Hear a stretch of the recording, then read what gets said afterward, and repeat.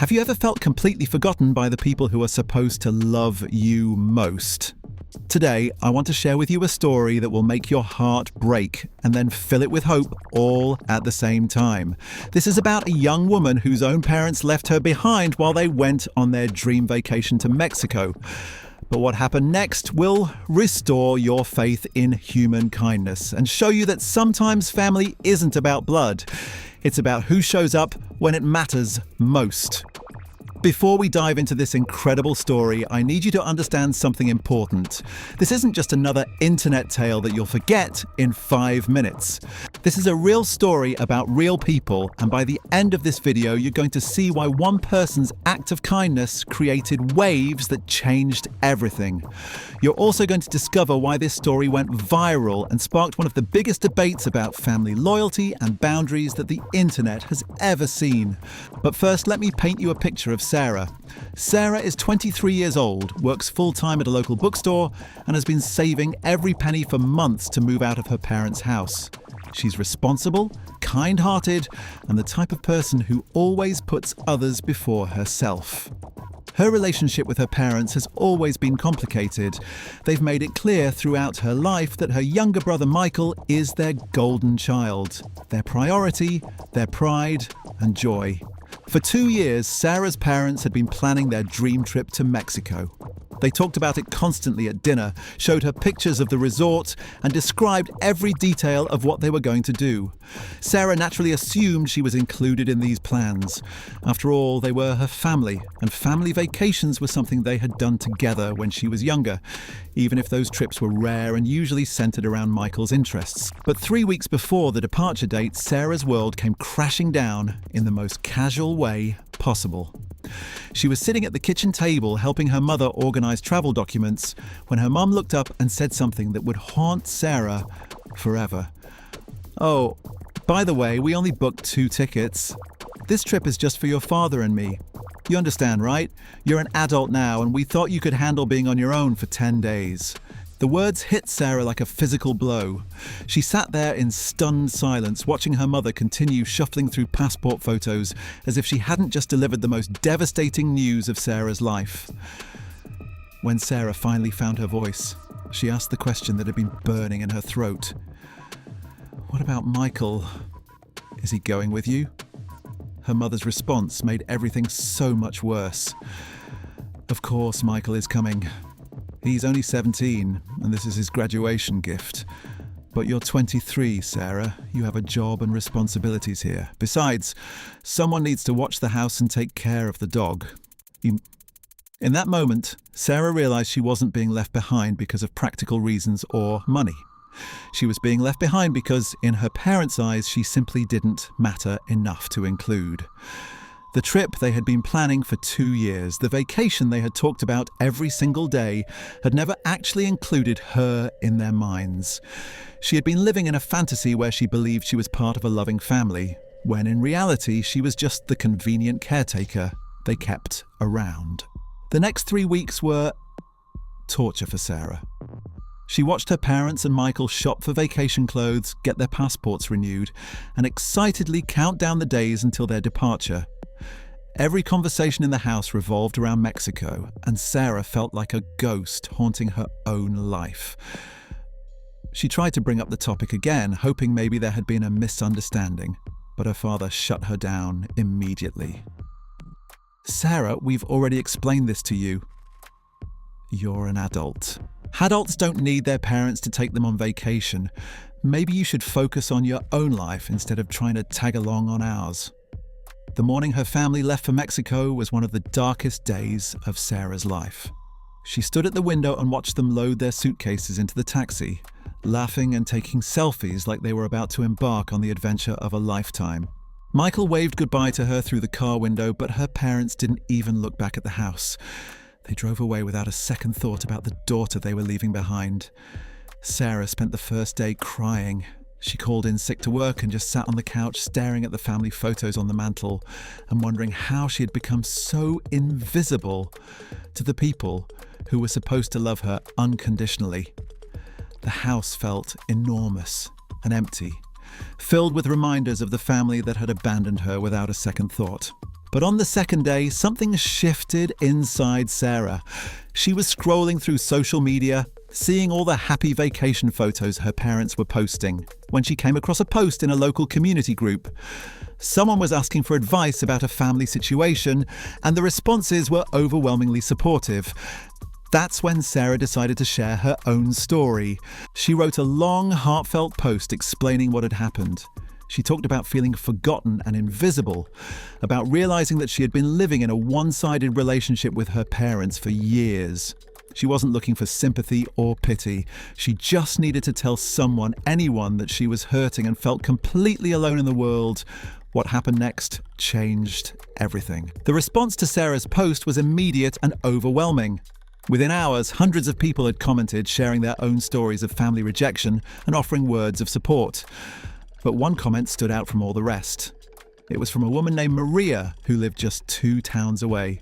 Maria's message was simple but powerful. She wrote, "Sarah, I don't know you, but your story broke my heart. My husband and I run a small travel company, and we have connections throughout Mexico. If you're willing to accept help from a stranger, I want to give you the vacation your parents should have given you. You deserve to experience joy and adventure, not sit alone feeling forgotten." Sarah stared at her phone screen, reading the message over and over again. Her first instinct was to decline. She had been raised to never accept charity, to always be self-sufficient, to never burden others with her problems. But something deep inside her whispered that maybe, just maybe, this was the universe trying to balance the scales of fairness. She responded to Maria with caution, explaining that she couldn't possibly accept such a generous offer from a stranger. But Maria was persistent in the most beautiful way. She called Sarah that same evening and they talked for 3 hours. Maria shared her own story of growing up with parents who favoured her sister, of feeling invisible and unworthy for most of her childhood. She explained that helping Sarah wasn't charity, it was healing for both of them. Within 48 hours, Maria had arranged everything. She booked Sarah a flight to Cancun, reserved a beautiful beachfront hotel room, and even arranged for a local guide to show her around the area. But Maria didn't stop there. She coordinated with her network of friends and business contacts throughout Mexico to create experiences that Sarah would never forget. The morning Sarah left for Mexico, she felt like she was living in someone else's dream. Maria drove her to the airport personally, hugging her goodbye like she was sending off her own daughter. As Sarah sat on the plane, watching the ground disappear beneath her, she realized she was experiencing something she had never felt before. Pure, unadulterated excitement about her own life. Mexico welcomed Sarah with open arms in ways her own family never had. The hotel staff, who had been briefed by Maria about Sarah's situation, treated her like royalty. They upgraded her room, invited her to join group activities, and made sure she never felt alone or out of place. The local guide Maria had arranged, a kind man named Carlos, took Sarah to hidden cenotes, ancient Mayan ruins, and local. But the most magical part of Sarah Market's that most tourists never discover's journey wasn't the beautiful locations or the incredible experiences. It was the way complete strangers embraced her story and made her feel valued. At a small restaurant in Tulum, when Sarah mentioned she was traveling alone, the owner's family invited her to join their table. They spent the evening teaching her Spanish phrases, sharing stories about their culture, and treating her like a long-lost relative who had finally come home. Meanwhile, back home, Sarah's parents were posting their own vacation photos on social media, completely unaware that their daughter was having the time of her life just a few hundred miles away. Sarah had made a conscious decision not to post anything about her trip on her main social media accounts. This journey was for her, not for proving a point or seeking validation from people who had already shown their true colours.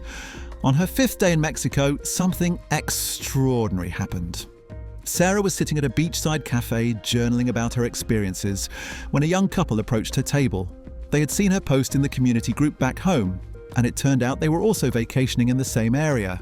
They had been looking for her all week, wanting to thank her for sharing her story because it had inspired them to reach out to their own estranged family members. Word about Sarah's story and Maria's incredible act of kindness began spreading through social media like wildfire. People from around the world started sharing their own experiences of family rejection and the strangers who had stepped in to fill those gaps. The hashtag that emerged from Sarah's story began trending, creating a movement of people committed to showing kindness to those who felt forgotten by their own families. Sarah's phone buzzed constantly with messages from people sharing their support, their own stories, and offers to help other people in similar situations. She realized that her pain had accidentally created something beautiful, a community of people who understood that sometimes the family you choose is more powerful than the family you're born into.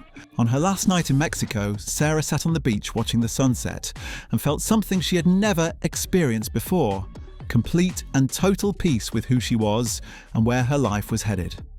She understood now that her parents' inability to see her worth said nothing about her value as a person and everything about their own limitations as human beings.